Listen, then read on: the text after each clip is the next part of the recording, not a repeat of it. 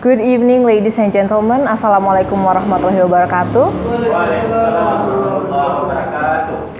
Firstly, I would like to introduce myself.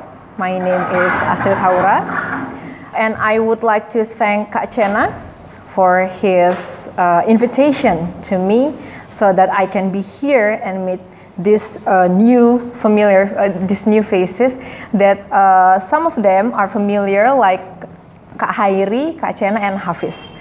I am standing here to present my explanation about Indonesia's foreign policy in response to China's 9-line claim that extend to Natuna waters, actually. But before I proceed to my explanation, let me explain a bit of myself first. In here, I was said to be the coordinating ministry for maritime project. Well, actually, I am just international relations graduate from UIN Charfidayatullah, Jakarta, majoring in international relations. I just graduated last year, so I'm basically Kak Chena's junior.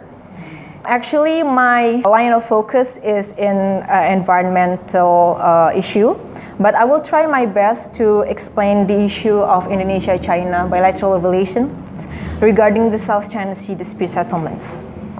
It is impossible to talk about the South China Sea disputes unless we already know our big picture of the issue. So, South China Sea dispute, if we trace back the South China Sea disputes, we can go back to the 9-dash claim that China made during the history.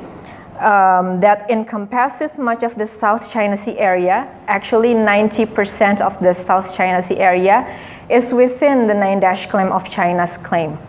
9-dash line claim of China was actually based on historical rights that China made because back at that time, Chinese fishermen used to fish in the waters that is now within the 9-dash claim. But the problem arose when that 9-dash claim actually overlapped with the waters of jurisdictions of several countries in Southeast Asia, such as Brunei Darussalam, Vietnam, Thailand, not Thailand, but the Philippines and Malaysia. It all started in 2009 when the Chinese government issued a passport that in one of the pages set a map of China and include the South China Sea region in it. And from that passport, we can conclude that China already admits that South China Sea is its area. So the countries that I've mentioned before starting to get startled, and they become claimant states on this. So they think China recognizes the waters that is legally based, admitted in the UNCLOS 1982, which China was a party of that also. So China's claim is basically a historic rights, while the four states claim is a legally based claim that is recognized in UNCLOS 1982.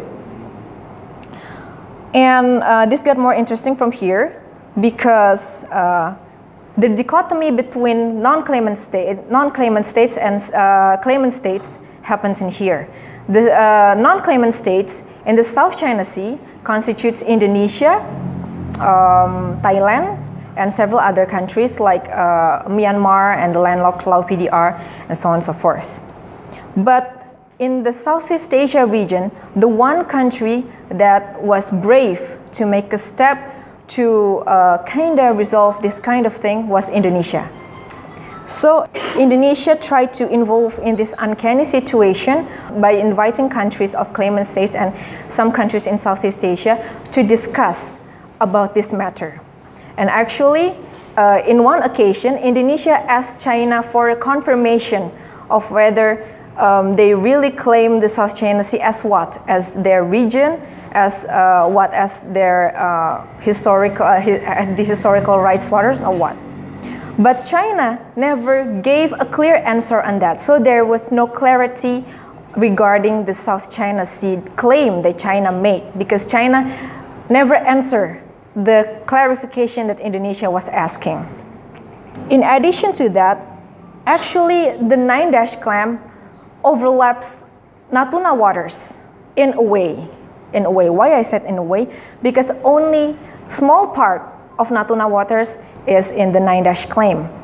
But Indonesia always reiterates its stance that it is not a country of dispute in the matter. So Indonesia become non-claimant state on this. But there is an ambiguous opinion from prominent figure of Indonesia.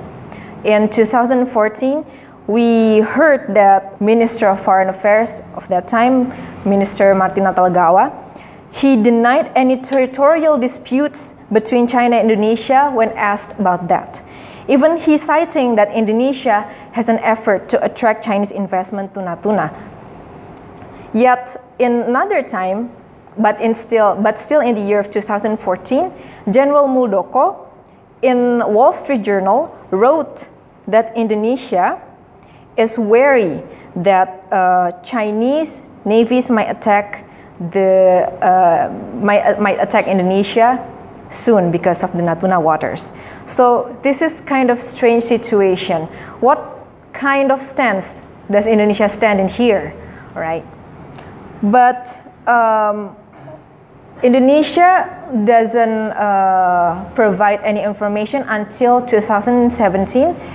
President Jokowi issued the Indonesian Sea Policy, or Kebijakan Kelautan Indonesia, which legalized Indonesia's global maritime fulcrum foreign policy. In one of the pillars, there's security policy pillars that said clearly that Indonesia will uphold its state sovereignty over threats in its waters. And it was in 2017. And it was formally issued in February 2017.